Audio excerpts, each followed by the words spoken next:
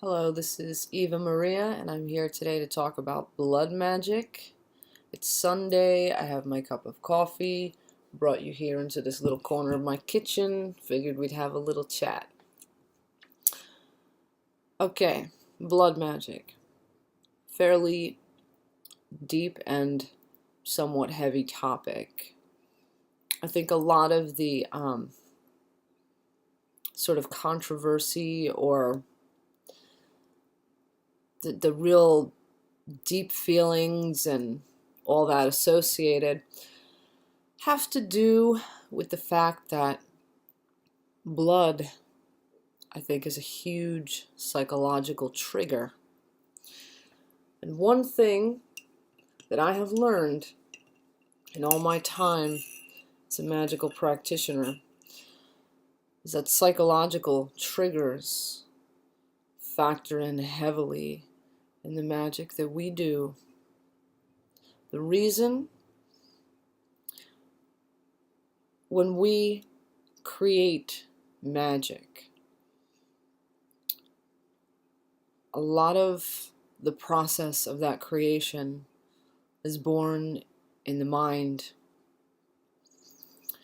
You fuel your work with your intention, and intention comes from, thoughts are things, as are feelings, but a lot of it is thought. So when people are confronted with blood, some people equate it with life, while for others it's darker somehow. And I think those of us that see blood as dark and almost like, what the hell, it's because I think there's a very primal fear of death. I think going back in the far, far history of the beginnings of man, blood was so frightening because survival was paramount and the world was very cruel.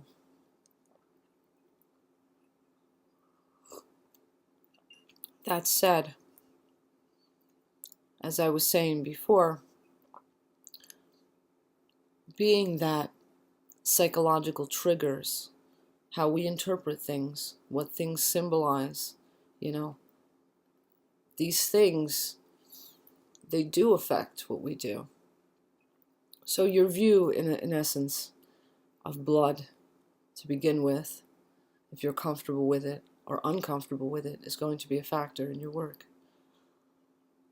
I will say, if you do not feel comfortable with blood, don't use it in your work.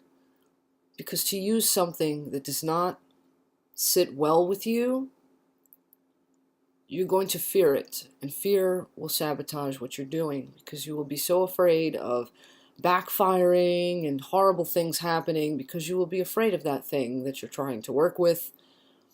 You're probably going to sabotage what you're doing without realizing that you're sabotaging it. So I think, personally, don't even bother working with blood if you don't feel comfortable working with something like that. If blood freaks you out, or if you have a deep, kind of feeling about it, just don't even go there, because you're just going to get yourself in some trouble.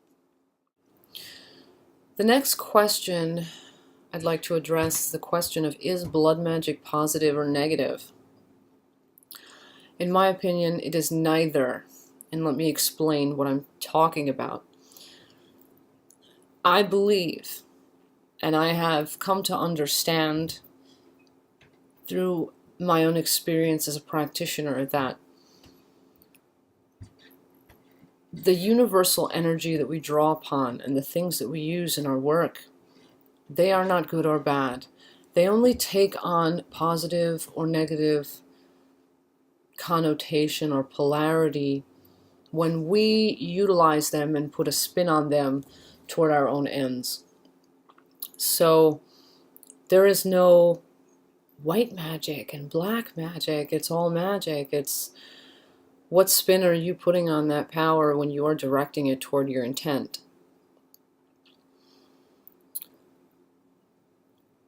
And that kind of goes back to the whole concept of psychological triggers as well. That is tied into it. Let me explain to you quickly what a psychological trigger is, because I think initially when I mentioned psychological triggers, I forgot to kind of mention what is a psychological trigger. Psychological triggers are things that trigger the psyche one way or the other. And these will vary from person to person depending on your personal empirical experience and just your personal view of things. So, for example, if I view blood in a positive light, blood will psychologically trigger my mind, my thoughts, my subconscious, as well as my consciousness will be triggered in a positive direction. Whereas for someone who is unsettled by blood, or fears blood, or equates blood with darker things, that a person in that position would have blood be more of a negative psychological trigger. It would kind of put them in a more negative sort of headspace. So again, it's the spin you put on the thing that you're utilizing in your work. It's the spin you're putting on the intention, the spin you're putting on the power, by means of what you are looking to do. And it's also how that thing that you're using, how that thing psychologically triggers you, that comes into a factor. So really, I feel that blood magic is not good or bad per se inherently. It all comes down to us as individuals, how we see blood, how blood will affect our psyche, and also the spin we are putting on the utilization of blood in our work. So let's rewind a bit. Let's go back to the question of what blood magic is. The most basic question. Blood magic is a broad term that can be applied to any magical working that utilizes blood as a means to an end. And exactly how that means to an end is employed, it can vary widely. How you use blood will vary widely, and that'll depend again on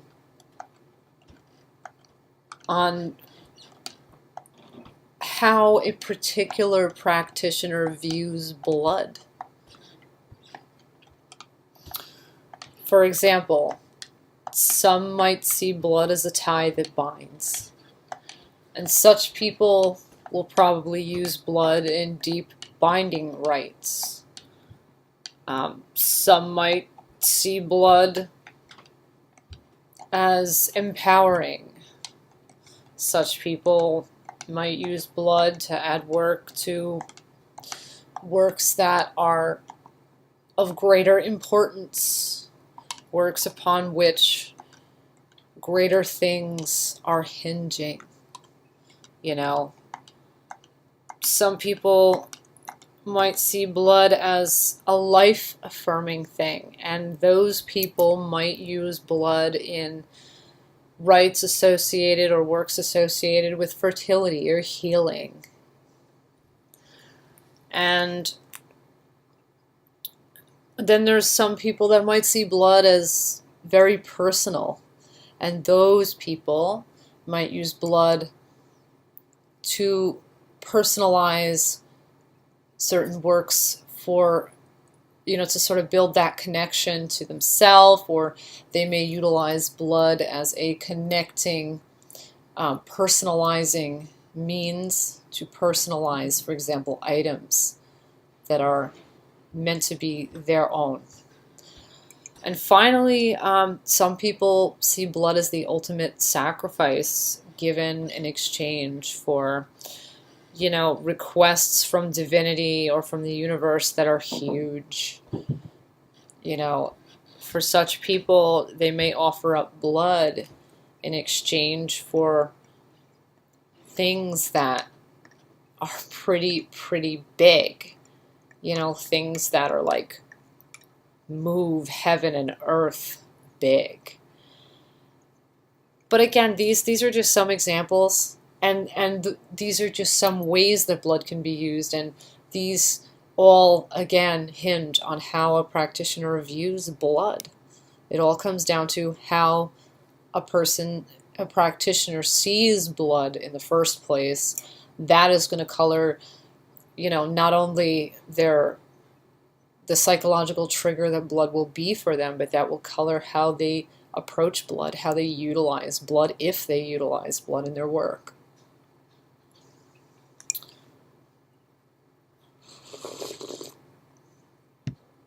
Now, me personally, I don't really use blood very often. Can't say I never have, I have. But I don't use it a lot. I guess one of the main factors is I don't find it necessary to use it very much. I feel that, like all physical tools, and like all ingredients that can be used, it isn't the only way to achieve a particular means to an end. All roads lead to Rome, so to speak. I believe that there are many ways to go about the same things. And also, I don't love cutting myself, pricking my fingers, or handling my menstrual blood. I just don't love doing that. It's not that I find my menstrual blood to be disgusting. I just don't love handling the stuff, you know. And I'm not a great fan of cutting myself or pricking my fingers. I just don't really enjoy that. And since I see that there are other ways to go about the same means to an end by different avenues using different things, I often will go with the alternatives. Maybe it's the chaos practitioner in me, I don't know. But also, I personally don't partake of the practice of animal sacrifice. I just personally, I don't find it necessary, and in my own ethical code, I just feel that if I don't find something like that to be necessary, then I shouldn't really partake of something that I feel that I don't need to do. I do eat meat.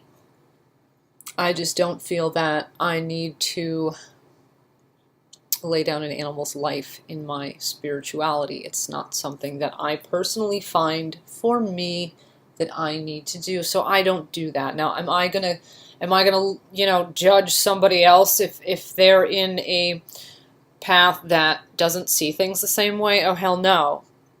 You know, that's between you and your higher powers. That's between you and yourself, and you looking at yourself, you know, in the mirror every day. If you understand, you know, your morals and ethics, and if that is okay with you, and that is all, if everything's in flow where you are, that's you, okay? And I'm not going to judge you, you know. But me, it's not for me. So I'm not going to do that because that is not for me, and that's fine. Different strokes for different folks. And one last thought I'd like to share with you all is in the topic of how some people view blood magic as something that cannot be undone. I don't personally believe that blood magic can't be undone. I believe that there's no such thing as a spell that is unspinnable. I believe that there is no such thing as a work that is unworkable. The only challenge is in finding the right antidote. And I do agree with the sentiments that many people have that blood magic should not be taken lightly. Just because it's not something that can't be undone doesn't mean you should just do it all willy-nilly. No. I think that you should consider consequences. It is hefty stuff, and it is not easy to undo. It can be undone, I feel. As far as in my empirical experience, as far as I'm aware, it can be undone, but not easily. It's tough. It's not just like, oh, let me undo this little knot. Like, no, it's tough. So I'm a person that subscribes to not the rule of three, but I believe in consequences. Everything you do, say, all that kind of stuff, what you put out there in the world, there's consequences, B will follow A. Whatever, be it positive or negative, something will come out of what you do. And I feel that it is important to take the time to put some forethought into what you're planning to do, because something is going to come out of that. So I think before doing any works, it is advisable to do divination, or to even just stop and objectively step outside of the situation mentally and just really objectively consider, like, what can potentially come out of this. That's what I think. I think blood magic shouldn't be taken lightly. You should have forethought. You maybe do a little divination before you go and partake of it. Is this a good idea? What can I expect to come out of this? And hey, it may be unspinnable, but it's not an easy process. It's kind of like getting a tattoo, like you can get them removed, but some remove better and more easily than others. So yeah, give it a lot of thought. And this is basically my overall view of the topic of blood magic.